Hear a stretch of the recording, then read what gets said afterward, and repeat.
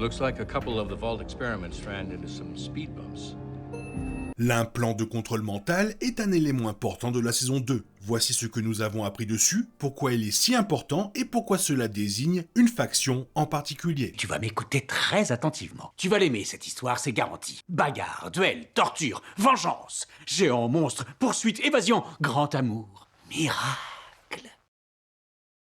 La saison 2 de Fallout est explosive à souhait, surtout si vous faites partie des rares malchanceux qui croisent le chemin de Monsieur House ou de Hank McClane. Mais qu'est-ce qui provoque une telle agitation ? Nous avons le sentiment que la nouvelle technologie introduite dans cette saison, que Hank appelle l'interface neuronale, jouera un rôle important dans la chronologie présente et surtout dans le futur. Mais une fois de plus, nous devons nous demander ce que diable est cette interface neuronale de contrôle mental de la saison 2 de Fallout. Cet implant pourrait nous indiquer le véritable rôle et employeur de Hank dans la saison 2. Voici ce que nous savons jusqu'à présent sur ce mystérieux appareil et pourquoi il est si important.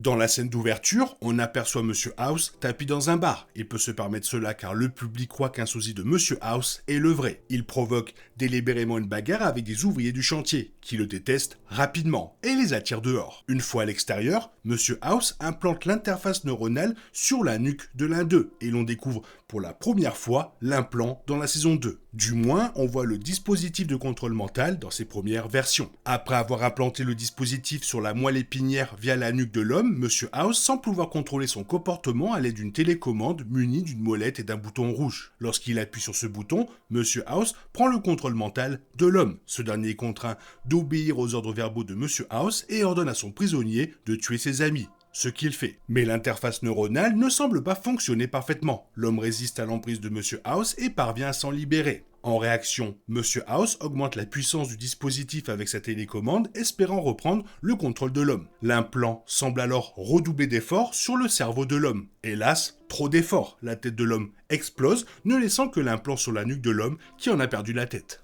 Alors que Lucien Lagoule continue de suivre Hank McClane vers New Vegas, il découvre un abri, l'abri 24. À l'intérieur, il découvre une nouvelle expérience. Cette fois, il semblerait qu'elle ait servi à transformer des Américains en communistes par le biais d'un lavage de cerveau. Mais surtout, on apprend que l'abri 24 travaillait sur l'interface neuronale avant que tout ne tourne mal. Hank McClane utilise l'un des dispositifs restés dans l'abri pour manipuler un habitant des terres désolées et le forcer à répéter un message à Lucy. Sous l'emprise de l'implant, l'homme dit à Lucy d'abandonner et de rentrer chez elle, que Hank est en train de tout arranger. Une fois son message délivré, contre son gré, sa tête et son cerveau explosent. Une fois de plus, le dispositif est laissé sur place. On savait déjà que cette interface neuronale était une mauvaise nouvelle, mais le deuxième épisode de la saison 2 nous montre à quel point ce dispositif de contrôle mental peut être maléfique. L'épisode nous ramène au bombardement de Shady Sands et révèle ce qui s'est réellement passé le jour où la capitale du RNC a été anéantie par une bombe nucléaire. Et tout cela est lié à l'implant de Monsieur House. Ce dispositif a clairement forcé un homme à transporter une ogive nucléaire à Shady Sands, puis à la faire exploser de la manière la plus terrifiante qui soit. Mais cela soulève une question importante. Monsieur House travaillait-il avec Hank McClane pour bombarder Shady Sands et détruire complètement la ville ? Monsieur House et la RNC s'affrontent bel et bien dans Fallout New Vegas. Difficile de se prononcer pour l'instant, mais les implications sont certainement encore plus troublantes qu'auparavant. Bien évidemment, on adore l'introduction de cette bonne vieille technologie de contrôle mental de science-fiction dans la saison 2.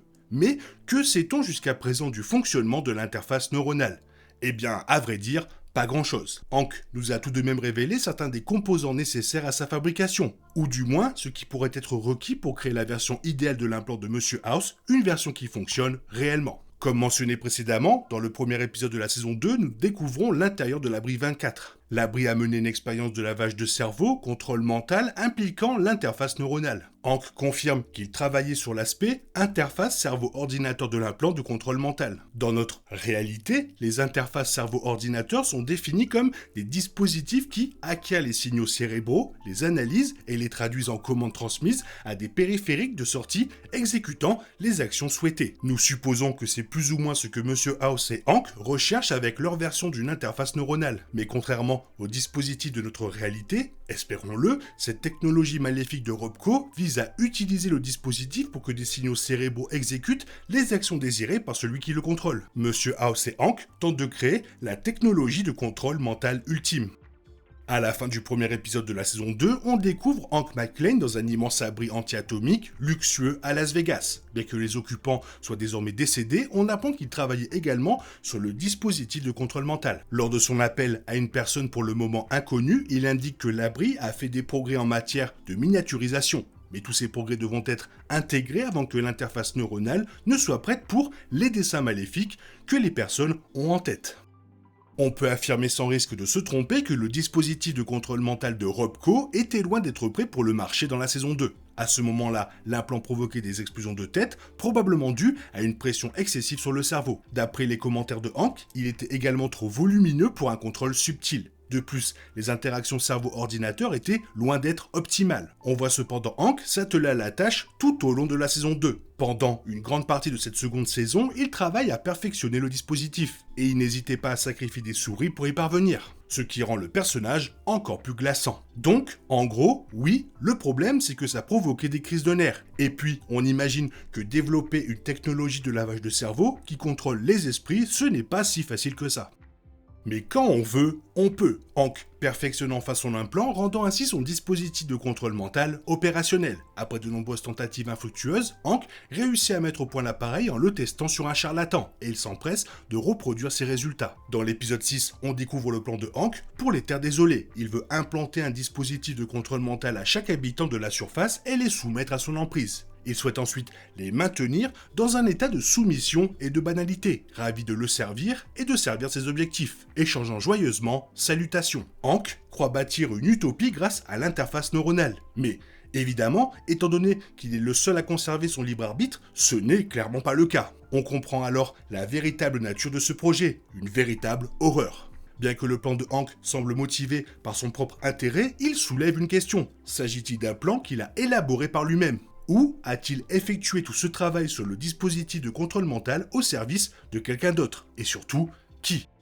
Hank est un personnage original de la série, mais cela n'empêche pas la série de le relier à l'une des figures les plus notoires des jeux, et plus précisément de Fallout New Vegas. À la fin du premier épisode de la deuxième saison, Hank semble envoyer un message à une personne mystérieuse, laissant entendre qu'il s'agit de Monsieur House. Après son message, on peut en déduire que Hank ne travaille pas sur l'implant pour le compte de Vault-Tec, qui est son employeur à la base. Il semble plutôt vouloir travailler pour Monsieur House chez Robco, et c'est pour l'impressionner qu'il conçoit ce dispositif de contrôle mental. Mais Monsieur House pourrait bien le refuser. Hank et Monsieur House ont tous deux existé dans la chronologie précédente, avant la Grande Guerre. Il sera donc intéressant de voir s'ils se croisent au fil de la série.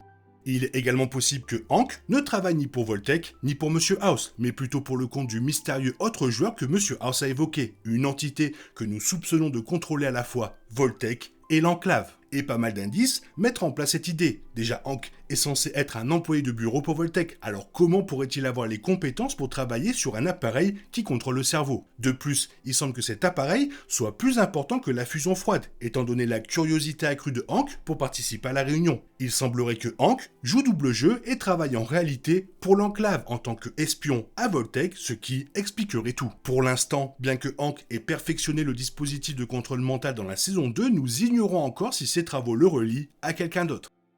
Nous avons cherché partout, et il semblerait que l'implant de Monsieur House ne provienne ni des jeux Fallout, ni de New Vegas, ni d'aucun autre opus. La saison 2 regorge de clins d'œil au jeu Fallout, mais celui-ci n'en fait pas partie. Et oui, ce dispositif de contrôle mental est une nouveauté de la saison 2, et on adore ça. Non seulement cette technologie apportera un élément inédit à l'univers de Fallout, mais elle nous permettra aussi d'en apprendre davantage sur Monsieur House, et peut-être même sur quelque chose de plus gros. On apprécie particulièrement quand la série s'éloigne du canon des jeux, et on parie que ce dispositif de contrôle mental pourrait bien faire son apparition et semer la pagaille dans les prochains jeux Fallout. Le projet incessant des forces du mal de diverses corporations malfaisantes semble être de créer un nouvel ordre mondial où elles exercent un contrôle absolu sur tout. Dans cette optique, un appareil permettant de supprimer le libre arbitre d'une simple pression sur un bouton et d'un tour de molette laisse entrevoir le méchant idéal capable de mettre en œuvre une telle atrocité dans l'univers. Le développement d'une technologie de contrôle mental ne nous surprend absolument pas et que celle-ci soit une obsession de l'Enclave ne nous surprendrait pas non plus. Mais que ce soit Monsieur House, Hank McClane ou l'Enclave, le libre arbitre a beau être complexe, il nous donne notre humanité et nous distingue des machines.